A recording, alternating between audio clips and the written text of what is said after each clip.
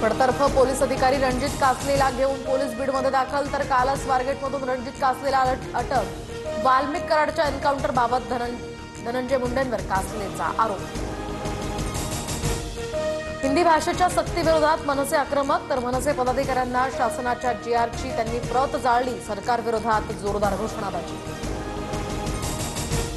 आम्ही हिंदू आहोत पण हिंदी नाही, मनसे हिंदी भाषेची सक्ती खपवून घेणार नाही, टोकाला जाईपर्यंत संघर्ष होईल, राज ठाकरेंचा इशारा।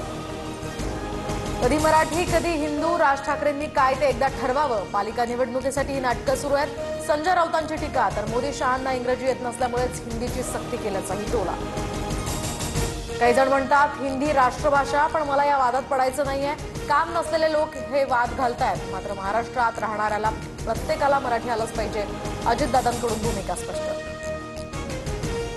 अनधिकृत मशिदीच्या विरोधात किरीट सोमय्या आक्रमक, मुलुंड पोलिसांच्या नोटिशीनंतर सुद्धा सोमय्यांचं ठिय्या आंदोलन। भोंगे काढत नाही तोपर्यंत आंदोलनावर ठाम।